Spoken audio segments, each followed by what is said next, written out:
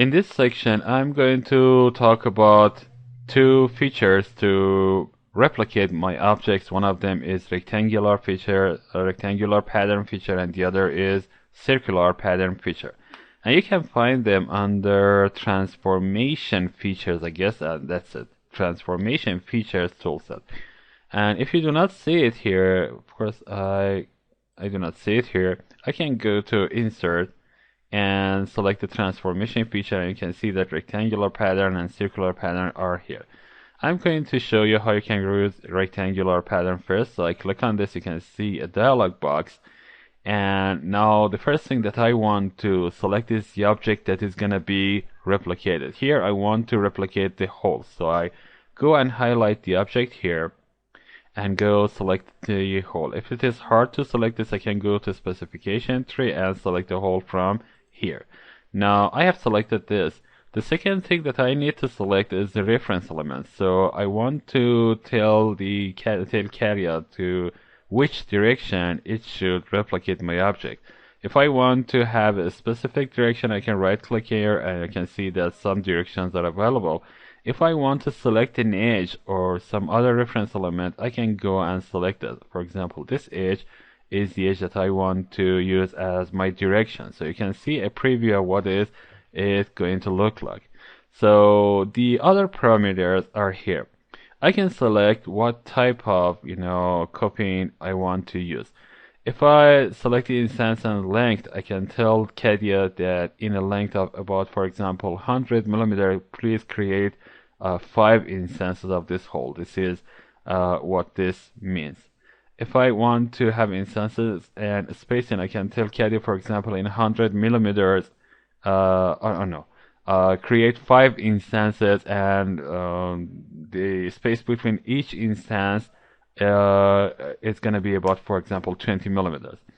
If I want to have spacing and length, I can tell Catia to create as much, copies as you can, and create, the space between each instance is going to be, for example, 20 millimeter, and the whole length is going to be 100 millimeters. So Catia is going to calculate the number of instances, and for example, it can tell that 4 instances are possible to create.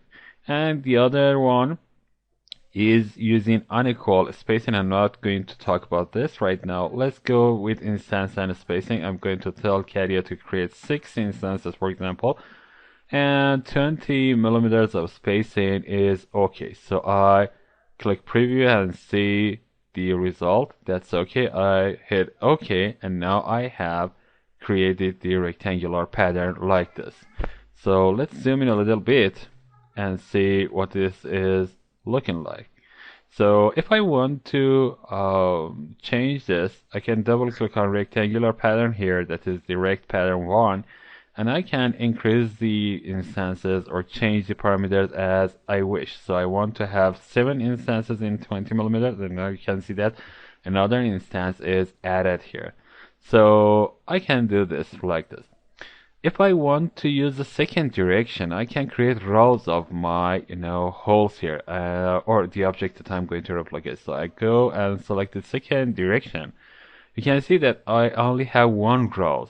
So I want to have about, for example, 10 rows of what is being, replicated. So you can see that the spacing is 20 millimeters. So I am going to select the reference element here. I highlight this and go and select this edge.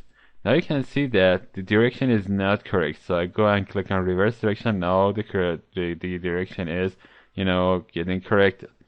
Now I see that 10 instances is too much. I am going to decrease it to 9 and hit OK. And you can see that I have created this. The holes are replicated in 2 different directions, and now I can use it as I wish. Okay. Now the next thing that I want to talk about is a circular pattern, and I'm going to show you how you can create this. And this is going to use, for example, a cylinder like this for that. Let's create a hole first, and for this I'm going to select this face, go and select the hole tool, and create a hole like this. And I'm going to, of course, move it a little to the right, for example, like this. and I click OK. This is the hole that I'm going to replicate using the circular pattern. So I have this selected and I go to insert and transformation features and select circular pattern like this. Now I can again select the parameters, and these are a little different from what you see in rectangular pattern. For example, you see instances and angular spacing. So there is an instance here, and you can select the angles between this and the other one. So let's see this right now. I'm going to create two instances and I'm going to have 45 degrees between them. So you can select a reference element, and I'm selecting the reference element like this. Because I cannot select an axis for this, I can go and select the face that is round and 360 degrees. So I select this, and you can see that this is like this. Let's create preview and or hit OK. You can see that two instances are created, and the first instance is the instance that is on the actual hole. So I go and double click circ pattern, and now I'm going to change this to another type. You can see that I have instances and total angle. I can tell that create as much instances as you can in as many instances as you can in, for example, 360 degrees or any number of degrees that I want to. I can say to create angular spacing and total angle. For example, I can tell that create an instance in every 45 degrees, and the whole angle is gonna be, for example, 360 degrees. I can create a complete crown, that means use the 360 degrees, and of course I can have unequal angular spacing. Instances angular spacing is okay.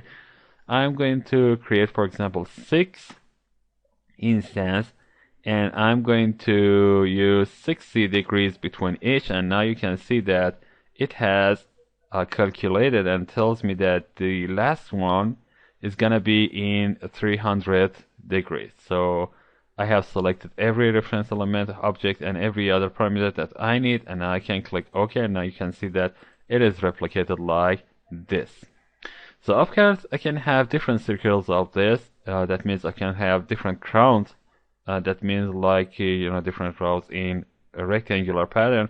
I go and double click circular pattern here, and now I go to crown definition. I have one row. I'm going to have about 5, and the spacing is going to be 20 millimeter. You can see that 5 is too much here for me because it is exceeding the boundaries, so I make it 4. So you can see that I have created 4 circles of this hole, and I can click OK. You can see that the circular pattern is used to create such patterns like this.